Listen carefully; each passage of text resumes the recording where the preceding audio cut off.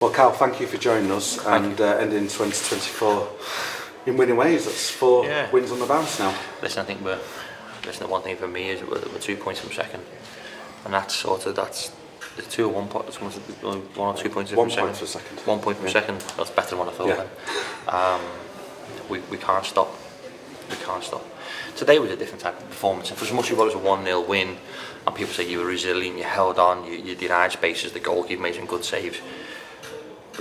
Killer's chance, the one that was killed off the line, Connor's one when he come inside and had the shot, he made a great save. Hacks had one, Cole had a one-on-one. The goal, the perfectly good goal that we scored, just off the top of my head, without the territorial advantage, I thought there were 6 opportunities to go and get a second and even a third. And when that doesn't go in, I think as a player you switch and go, oh no. And we've managed, we've huffed and we've puffed, and we tried to keep as many athletic players on the pitch to counter-attack them.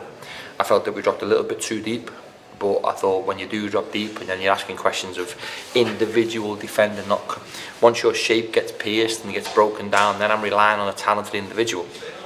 And that has been answered today, whether it be Steph, Tilty or Youngie or Gar's back post or Sam. Actually, I think there was some incredible individual performances defensively in the last 15 minutes, and you shouldn't ever really be able to single out a defender, because when we defend, we like to defend in bulk and in numbers and together.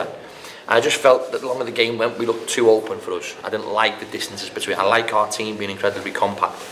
It denies opportunity for the opposition and increases our turnover rate in our favour. And I don't think we did that enough in the last 15 minutes. You mentioned the defence there. I mean, we should just celebrate the defence while we're talking about it, because what's that? It's 4 consecutive clean sheets, 6 in the last 7. You already mentioned on Boxing Day the fact we've outdone last year's clean sheet record. Well, we've more than done that now with 10 clean sheets this season. I mean, it's something worth mentioning. It's pleasing, and I think it's something that we're incredibly proud of. But I think we can always. I think today was a lot more calculated in how we defended. I can't ask any more effort from my players. When you come into this Christmas period, I think sometimes these games do look scrappy, and even the game against Harry is probably going to look even scrappier, because there's a fatigue level and these players are tired. What the EFL and the Football League ask of these players is almost unfair, because what we're doing is we're devaluing competition by the lack of quality, because of the amount of legs that are starting to go on these pitches is so heavy. But that performance, don't forget, is without Dan Chesters, without Josh Osterfield, without Ben Woodburn, without Tyrese Fornah, without Kelly and Mai, without Frankie, I probably missed, and without Hadj. 7 players. Well, you made 6 changes today, and 7 players that weren't available. Yeah. Now this is asking us, it's dragging us. So there's obviously going to be a depreciation in performance, because consistency that we've seen and the fluentness that we've seen in previous performances was not obviously going to be there. And we tried to go a lot more direct today, having 2 strikers pinning 2 centre backs and turning it into a little bit of a fight. And we probably could have got in front in the first half, but it was hard to gain any sort of momentum. And I do feel the longer the game went, that we were probably the team that should have got that second, and when we never, it was about just hanging on and just taking what you've got. It's unfortunate that McElhaney's chance was cleared off the line, because that was going to be a marvellous goal, wasn't it? But it was a masterstroke substitution at half-time that in the end made all the difference, and Lund scoring.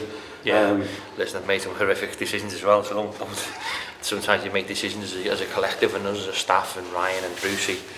We thought long and hard. About 41 minutes in, and we tried to change the sides that wide players are on, and then obviously that wasn't working either. So you try and give the opportunity by a shape change within game, and when we don't feel that was working, that's when we made that change after 36 minutes that we made the change. We switched them over to see if we can get some different type of joy, and when you don't get a different type of joy on the opposite side changing things, you have to change personnel. And listen, the way Junior takes it, he's a professional. He has to accept that he's not the only one that we've shoved at his football club at half time. There's been many of them, and even silly things like we've had Steph in the middle, Tilty in the middle. Last game we brought Tilty on to cope with a different type of striker, and then today we bring Steph on alongside Tilty. It just shows you that we have some really good players and some really players who care.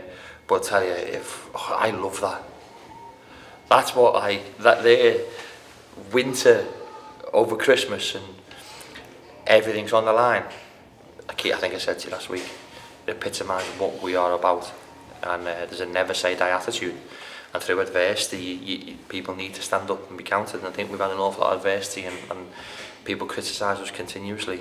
And I think this group of players, even at the end, there was a little bit of handbags getting thrown because someone showed a bit of disrespect to one of our players, and every one of our players is sort of getting around that. It doesn't matter who we upset. It's got no relevance to us as long as this team's together.